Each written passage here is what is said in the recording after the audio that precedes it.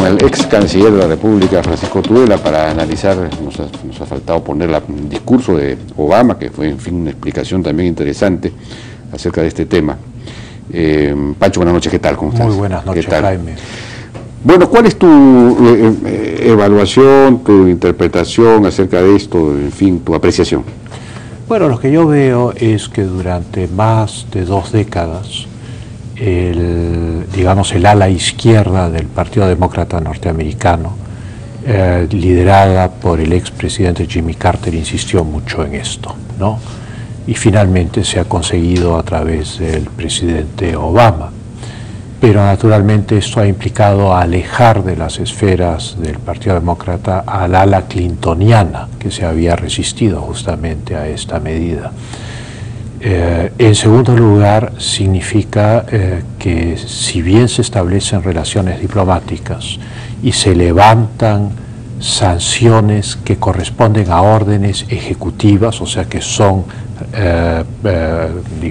potestad exclusiva del presidente de los Estados Unidos, no se levanta el embargo, porque el embargo es por ley, y por lo tanto el único que puede levantar el embargo es el Congreso de los Estados Unidos. De tal manera que es la primera vez en la historia de los Estados Unidos, desde que se inició esto en 1960, que el Ejecutivo, o sea, la Presidencia de los Estados Unidos, rompe filas con el Congreso de los Estados Unidos y toma una política diferente de la que el Congreso de los Estados Unidos ha adoptado. Eso significa en la práctica que Barack Obama resuelve el problema de un Congreso enteramente dominado en las últimas legislativas por el Partido Republicano, tirándoles el problema de tener que resolver el tema del embargo cuando él ya se ha pronunciado en contra. Probablemente la opinión pública está a favor de resolver el problema del embargo. Depende de los sectores. El 37% de los americanos no están seguros. Hay como un 40% que se inclina a favor, hay muchos indecisos. Hay un sector que está en contra. De tal manera que no es tan seguro en la población norteamericana. En la población latina, en cambio, sí hay un consenso general de levantar el embargo, incluso entre los hijos del exilio cubano, no así entre los mayores. Obama reconoció en su discurso que esta política, no sé si incluía, me imagino que incluía básicamente el tema del embargo, no había funcionado, ¿no? Y yo diría que en lo que se refiere al embargo propiamente dicho ha sido además contraproducente, porque no ha hecho sino fortalecer la posición interna de Fidel Castro, fortalecer internamente, digamos, tenía el argumento perfecto para decir que había que unir filas frente a un enemigo común, y eso ha justificado todas las atrocidades más bien de la dictadura, etc. Para felicidad de los hermanos Castro, el embargo va a continuar mientras el Congreso no cambie de opinión. Pero lo que ha hecho Obama no levanta el embargo. No, ya sé, pero van a tener que, como tú mismo lo has dicho, de alguna manera el Congreso queda arrinconado, queda obligado. Queda arrinconado, pero no obligado.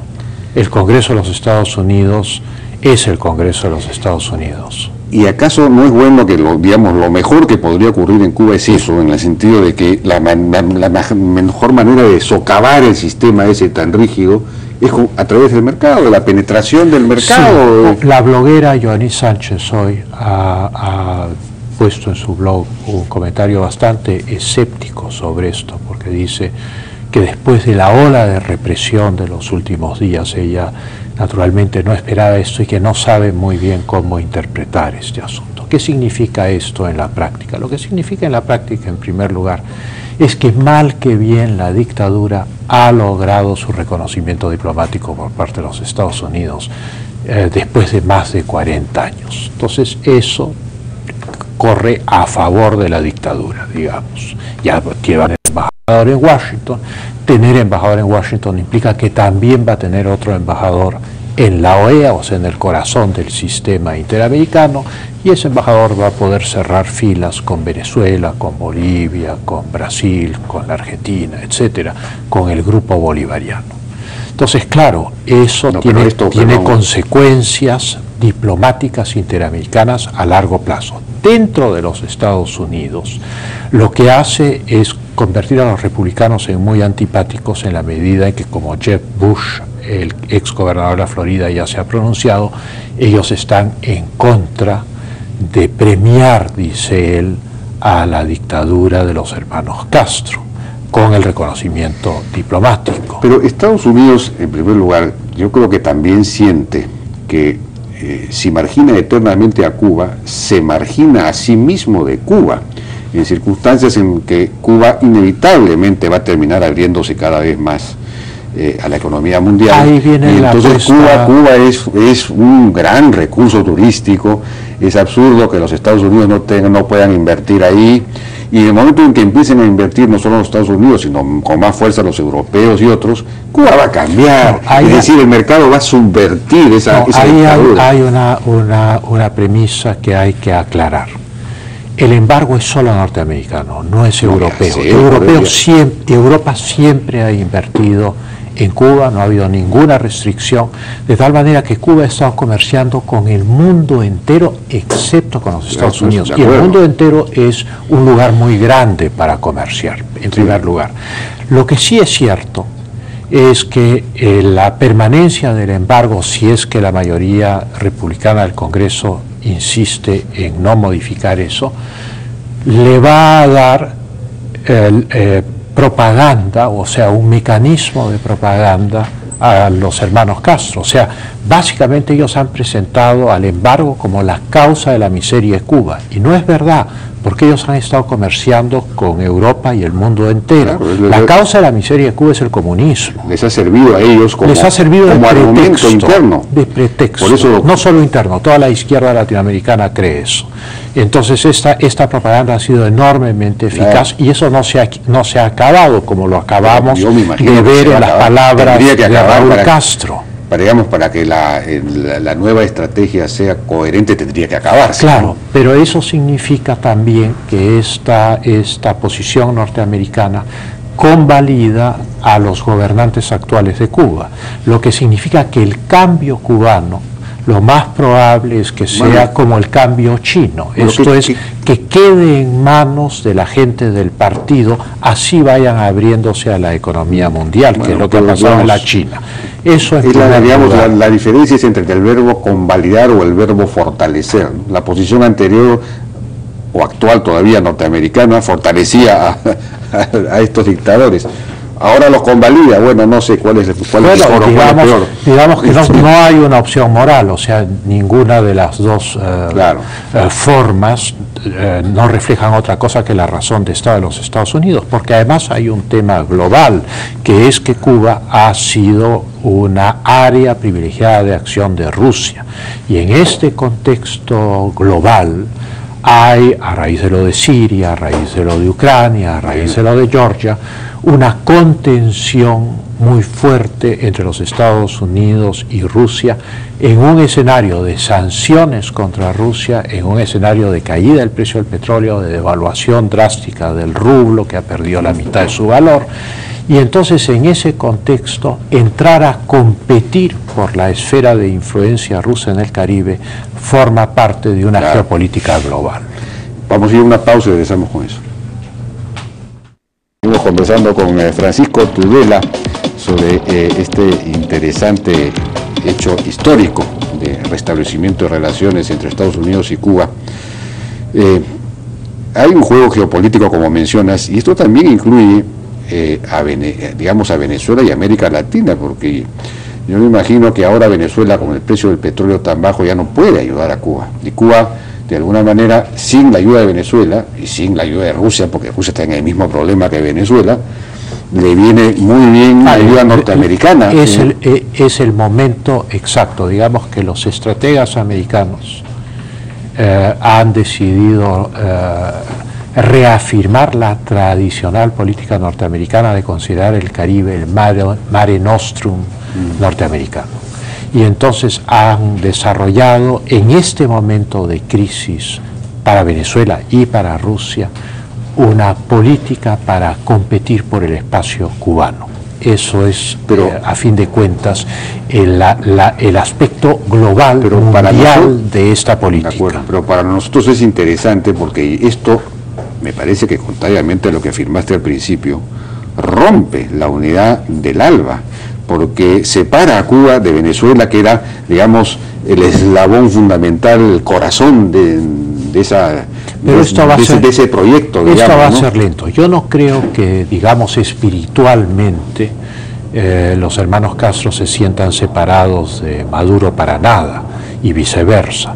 Una cosa es la disminución de la posibilidad económica de sostener al régimen cubano, pero una cosa muy distinta es decir que debido al intercambio de embajadores con los Estados Unidos y al levantamiento de algunas sanciones que corresponden a la potestad del presidente de los Estados Unidos, se va a establecer un flujo de dinero hacia Cuba que va a reemplazar lo que Venezuela y Rusia han suministrado. Eso no es exacto a corto plazo. Se rompe la relación, de alguna manera se resquebraja profundamente la relación entre Cuba y Venezuela, el cordón umbilical, digamos.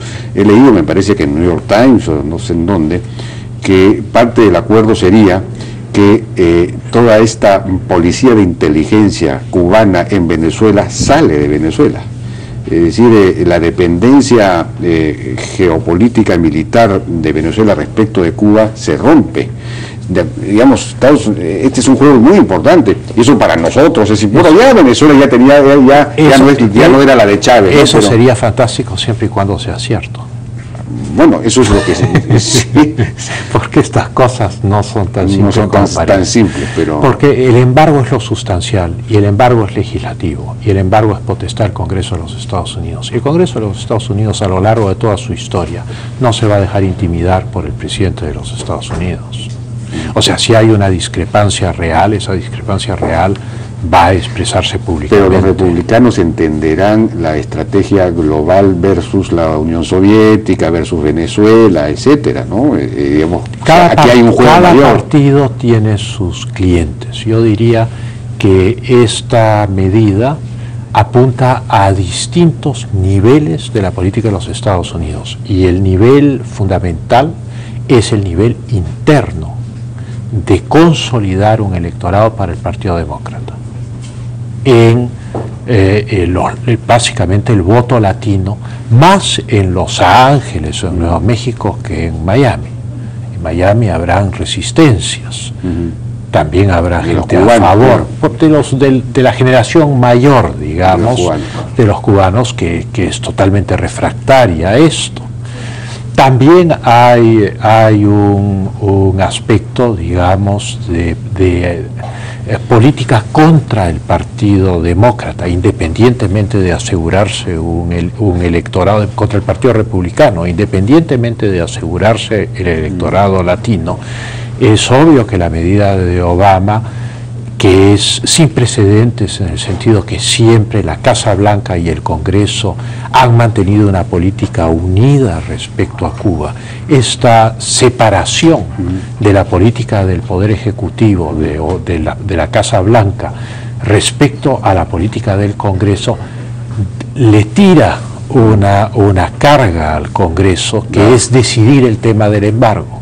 Y naturalmente, frente a ese voto latino, si los republicanos mantienen una posición adversa a levantar el embargo, pues se van a hacer muy antipáticos. Y entonces los republicanos también deben estar ahora haciendo sus cálculos electorales para la elección del 2016 en función de estas nuevas realidades. Y entonces, claro, en ese nivel, republicanos y demócratas, digamos, son contrincantes dentro de la política americana. En el nivel exterior, digamos, por establecer o tratar de establecer una futura esfera de influencia sobre Cuba y competir en eso con Rusia y con Venezuela, pues naturalmente probablemente los dos partidos estén finalmente de acuerdo. De acuerdo.